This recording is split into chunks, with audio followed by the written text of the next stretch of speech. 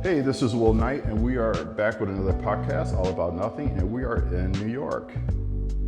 So today we are joined by one of the famous artists in New York, Nathan Hall. How you doing? I'm doing good, thank you. So tell me about yourself. What would you like to know? So you're an artist. Yes. And Painter. you have very beautiful artwork. Yeah.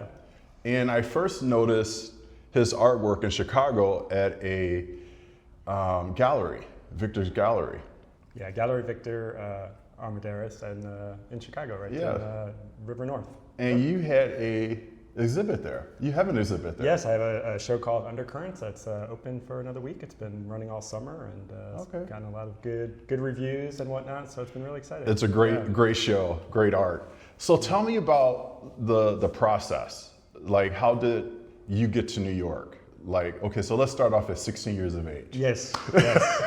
So 16 years of age. I'm from Connecticut originally. Okay. And I was doing art from incredibly young age. I happen to be good at it. Okay. I'm not sure I respected it much. I just kind of was good at it, and my mom noticed it and got into a lot of art programs and art school, or just art classes and whatnot. Okay. And at 16, I was doing pet portraits for people. Really? Yeah, pastel pet portraits. Had a little side business going on. All right. Yeah. So if those people still have those pet portraits, I mean, my name's on it, so they're worth something now.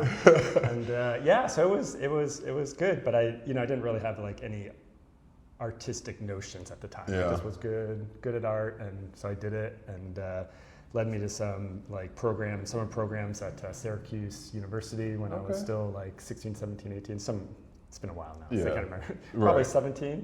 And then, but then I ended up going out to college, University of Colorado. Okay. Yeah, and so that's sort of where I kind of got my bearings initially as kind of an artist. And they were very much into more of like the abstract space at the time.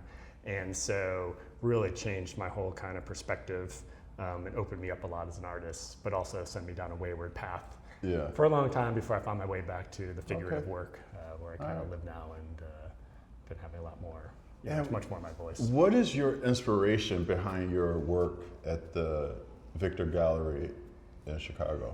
So that show, I mean, in a lot of my work, I've always been trying to get to that underlayer of like the human emotion, having paintings and work that when you stand in front of, it's not about the realism, it's about the realism of the emotion, so that you can feel that the beating heart of the person in front of you, so you may, as a viewer, have some kind of connection. And so a lot of my work has a little bit of melancholy air, maybe a little, the light, but bringing that hope too, which is such a part of the human condition. The lighting on the artwork is unbelievable. It's a character in the whole, so as much as it's figurative work, it's that light that kind of brings it in and kind of helps create that space where you look at the work and there's nothing narrative about it, but you feel, hopefully, you feel something and it pulls something in you, and so that's kind of where my interests come. And so when I'm working on these shows and working and bringing the work together, I sort of curate those ideas and those emotions to see what's pulling and pushing and playing with scale so that kind of have the most effect, and different people like different things. So you can go from like the very large paintings to like the small drawings. You have to go look closer. So one's kind of like enveloping you, the other one is just a little gem, so that it all kind of plays out when I'm working on these things. And then I work with people. I work with models and we collaborate, and so a lot of they're bringing something to the table too when we're working together. And I noticed in one of your pieces there was a model that had his back turned. And he was a ballet dancer, from what I was told, or? I'm sure he has ballet skill. He's a modern dancer too as well. And you guys can't see on the camera, but that's actually him as well. So in the same photo shoot, or a different photo shoot. And his name is Tim, and he came several times to the studio and worked together. And that, the piece that you're talking about, Gossamer, was really interesting because we're doing the photo shoot and a lot of wonderful compositions we were playing with. He knows how to hold his body very well. And I love to work with dancers and actors that know how to kind of sort of, because we're working together to move their bodies in different ways. Yeah, and it can be emotive, right? It's like because of the emotion I'm going with, trying to pull that out. It's like the way they hold their hands or change things. Little shifts like that can make it sing. Right. And so what's interesting about that one is we were working and we were both kind of getting tired. These photo shoots have like an arc of how you can do it. And, as a photographer, it's like at some point. Yes. But trust me, I've worked with a model for years, and I was just like, okay, enough. I'm done. It's just you hit that thing in your mind can't. And I kind of hit that. I hit that point, but we were trying. There's just that one kind of pose, and he just had an idea of what was wrong with it that I wasn't seeing, and he made a little adjustment, and that was the last photo we did for that shoot. Right. And when I'm doing these photo shoots, they're very set up and staged. It's very like I've already have things, and so to have that, to be near the end of that and to have it just come alive, and we both knew. Right. And then I played with scale for a while on that one. That was going to be big, but then when I made it smaller, that's when it started to speak. Okay. And you kind of want to go look at it. Right. So that's kind of where it's like you don't always know, and you have to let the work and everything, and also.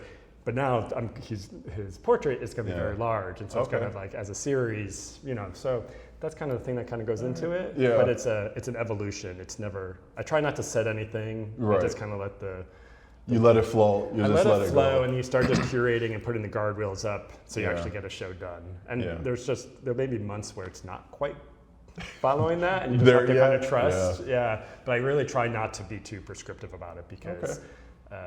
You'll miss something, right? And even near the end, I'm usually like before I get the canvases, and I design it as a show, like like the singers where you have like the singer that just released the singles or the singer that does the albums. I'm kind of an album guy, So I think I can't help it, but I'm thinking of always like the larger kind of amount of paintings I'm working on, just so they can play with each other. And with Undercurrent, I made sure all of them would look good next to each other, depending on how Victor wanted to hang them. Right. So they were always going to be speaking to each other. So, and then as I go on to like a new era, it kind of gets bookmarked because of that. Yeah.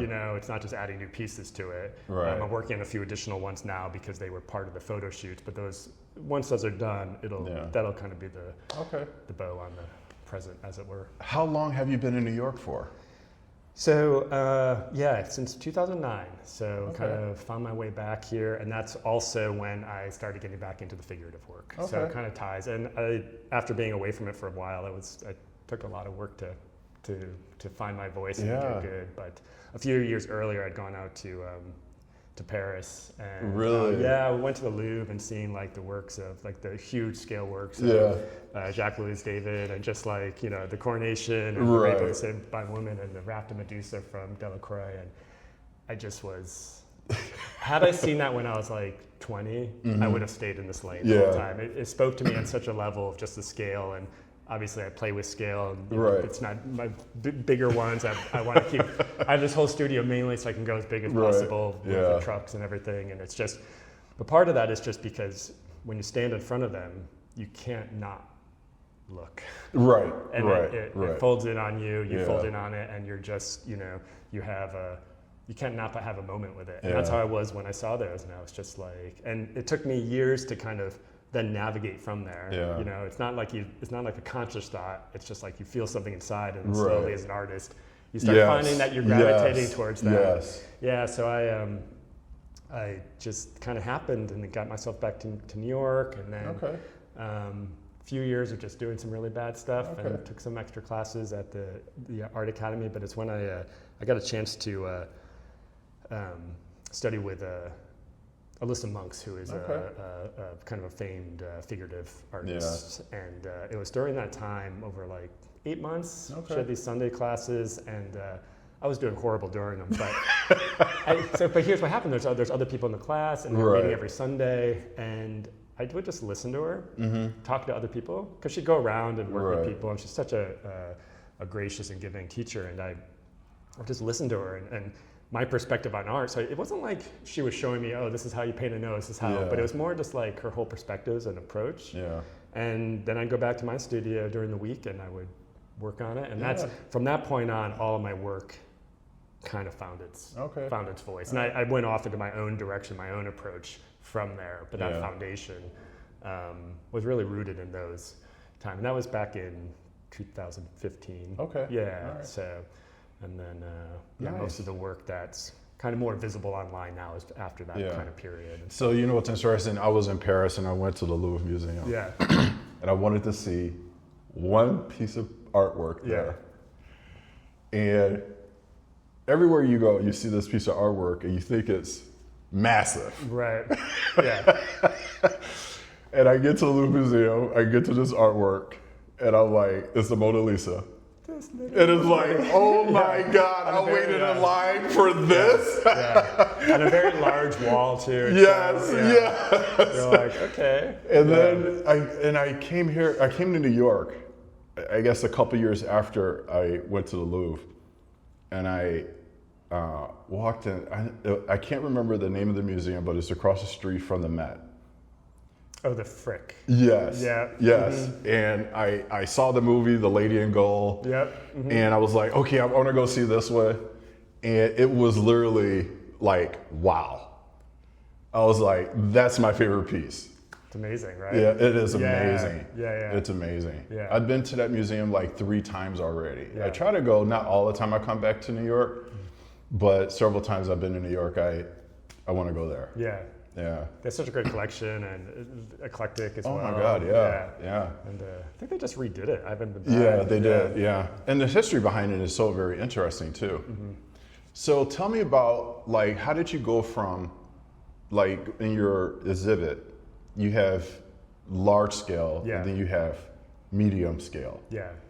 How did you decide which painting was going to be large and which one's going to be small? Yeah, so it's such an interesting, it kind of goes back to what I was saying before, where I do these photo shoots, and I've already usually started. So like the biggest one, I Love You the First Time, that one was already being worked on. I knew that. I had worked with that model, Corin Thomas, before in a smaller piece, which came out great. And so it's like I just kind of had that inspiration already, and that was kind of the foundation for the show. And from there, I was doing the photo shoot. I'd have an idea of what I was going to do, but then everything evolves. And so I was kind of switching longer than I planned, honestly. I was having panic attacks because, Oh, I bet. Well, like we were talking before, Victor was waiting for the show, and here I am being like, no, maybe that should be la-di-da-di-da. I'm still working. So I even actually had the canvases ordered, all the different sizes, and I wanted an eclectic kind of range, both for the gallery to work with, for just from the commercial side of people being able to. Some don't have the space for a massive painting. Everybody should, but not everybody does. Exactly. Yeah, and so I would just endlessly curate my own ideas, and then and there's a bunch that didn't make it in too. I do more than usually it's just what's there to make sure. And there was something from a photo shoot that I kind of abandoned a while ago. That then it was actually the sole woman in the show. She's beautiful. So beautiful. She's beautiful. Yeah. And that was from a while ago. It almost ended up in a previous show, but I struggled to paint it at the time. And I was one of those, when I added it to the show, if I had told someone I was adding it that knew anything about the struggles I had with that painting, they'd be like, "No, you're not."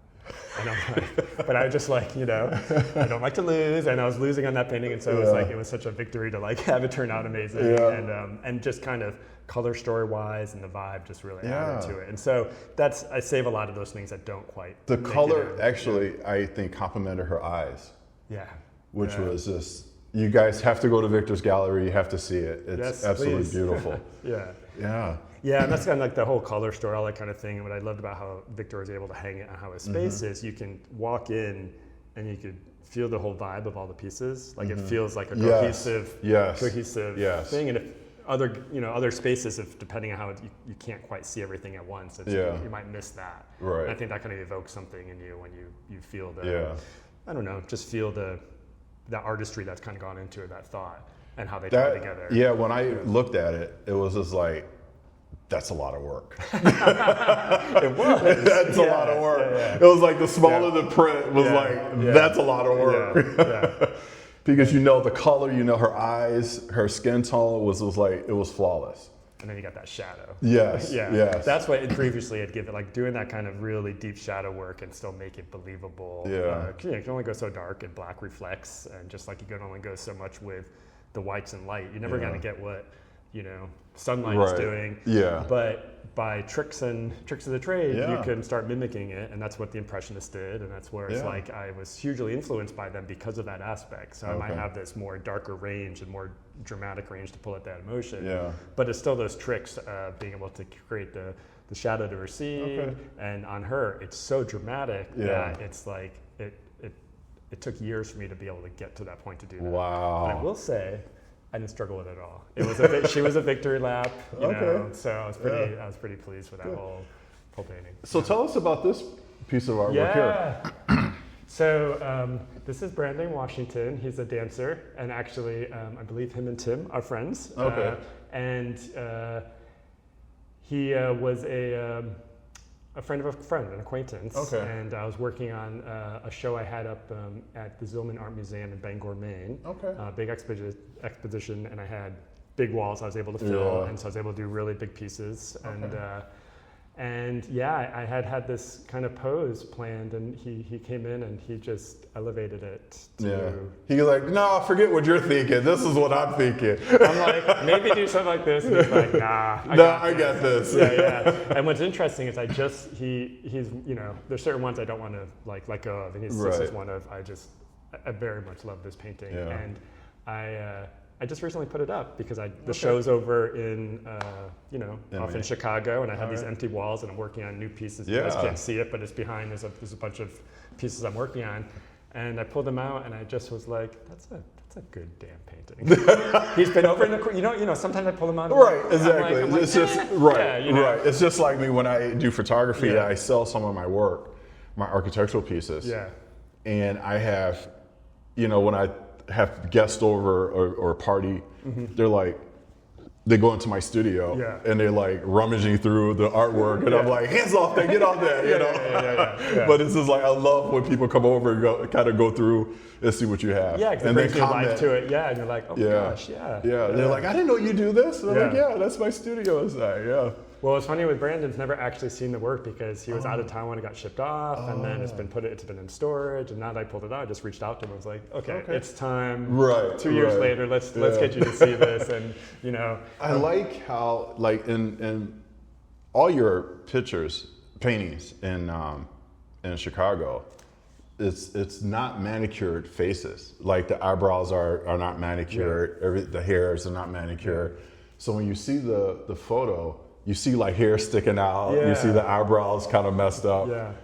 But one of the things is because of the way I do the lighting. Yeah. It captures all of that. Yeah. And it's just like, it's beautiful, and it's the way, and it's like if I manicured or removed it, it takes away from that. Yes. That the way the light is dancing off of. Yeah. And trust me, sometimes I want to like, I want to jump out the window because I'm like, why? Because it's painful. Yeah. Your mind, when you're painting that, your mind goes crazy because you're just, I'm not trying to be exact. I'm just trying to capture the light. Right. But to do that, sometimes you have to be exact. Yes. And other times you don't. You know. And up close, there's varying degrees of it. But like, especially on those big ones, you're just like, it's filling your head. This beard is filling your head, and you're just like, oh my gosh.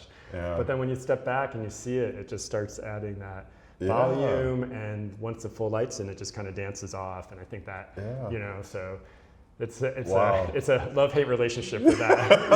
I'm like, can you just do more basic lighting? And then my next photo shoot, it's all complicated again. So do you do your own lighting, your own? Yeah, I do it all. You do it all. I'm a one-man shop. You do the photography, the lighting, everything. I even pack them up myself. It's kind of crazy. Load them up to the truck. Yeah, I mean, you're like, bye. Yeah. And some of these are really big, but I got the process down, and so you learn. How do you get pieces like this or bigger out? It's well, you need two people for the bigger ones for sure, you just got to get them packed well, and then luckily here, and one of the reasons I'm here is it has big doors and the freight elevators. Got it. And they're kind of set up for that. Other studios not so much, and so like that was actually my impetus for moving here, was when all the work that was at the museum exhibition was out of the studio, because I knew I was going to have a storage problem when they came back. Yeah. Because it was an exhibition at a museum. It wasn't like a for sale commercial thing. Right. So I knew they were all coming back to me. Yeah. Some have since gone to Gallery Victor. Okay.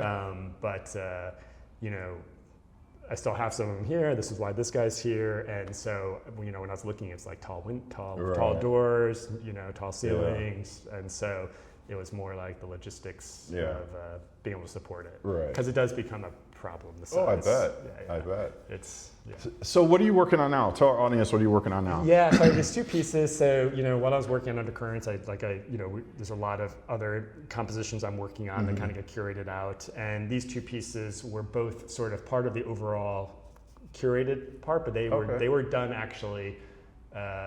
This one over here was done.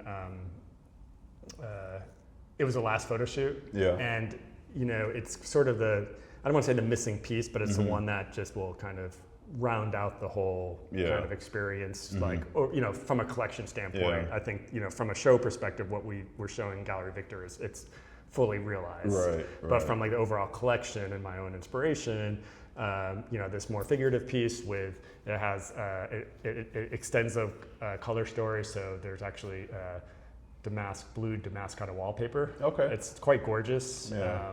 And especially against the model Mel Khalifa's skin tone. And then this is of Tim, who was from the Gossamer thing, and it's more of just a stark dark background. Okay.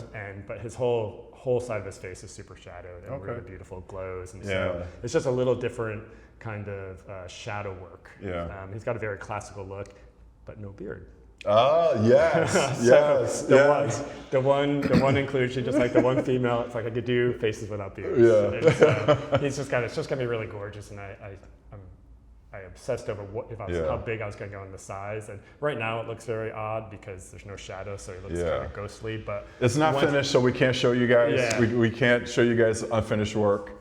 But he's describing it. In a month or two, hopefully these things will be kind of out. And I'm kind of, it's very, they've been kind of great to work on without the show deadline looming over. Right. So it's also why I'm a little behind on them too, because it's I know every time there's a show or a deadline, this is like you wake up at 2:00 in the morning. This is like deadline. Yeah, the pressure. Yeah, I do the same thing. It's just like I wake up at 2:00 in the morning. I'm like, oh, what do I have going on? And then this is like, oh my God, I can't wait for this is over so I can get some sleep. Totally. Yeah. And then suddenly it's over, and you're like, oh. Yes. What am I going to do with myself? Right. So I'm going to finish these, which is kind of the goal. But luckily, taking it a little easier. There you go. Yeah. There you go.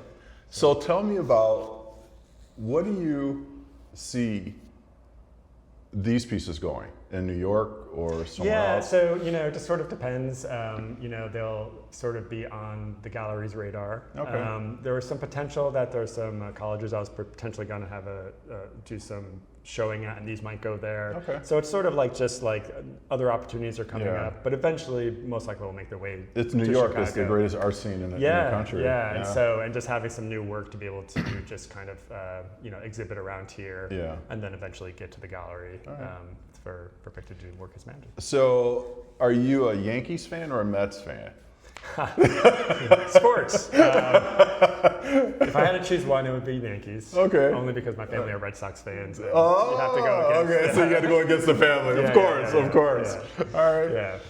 So, if you have a piece of advice, we're going to wrap this up soon. Sure. So, you have a piece of advice to give to someone who's starting out. What would that advice be? Oh my gosh, big question. Know your materials, and I mean that like it seems like such a basic thing. Know, like from a painting perspective, or any kind of art perspective. For me, it's know your paints and how they behave. How can you do anything unless you actively know? People like to. There's so much available these days. Yeah. You can throw so much at things and be like, oh, but never actually know how you achieve something. So how could you push yourself if you don't actually understand why it's happening? Know your canvases. Know how your brushes behave. Like, just know that. You're gonna have to experiment. It's gonna take time, but like the end goal is to actually know, not always be switching, so that then you can refine and become very good at it. Some of your brushes cost more than my shoes. I mean, and you go through them. Yeah, you go through them. But I work with a fairly limited set of stuff because I know it really well. And then know your foundational stuff. Know how to colors mix, and it's like I know it sounds all basic. Yeah. And then the best one is just you kind of find your voice and your way of working. Take it all in from mentors and other people, but like you will never be that other artist. You can only be yourself. And so find what that is. There is just so many artists I love, and I just adore their work, and I would never be able to do that. It's not just about ability, it's about temperament. Yeah. It's about the amount of time you have, the amount of space you have, and just leaning into the reality of that and leaning into who you are can create amazing stuff. And for me, I actually, for a long time, even when I was working the figurative stuff, I was still trying to make it more abstract and stuff. It's actually when I went more into the realism thing, which I honestly was very much trying not to do. I thought it was a little bit at the time of a cop-out.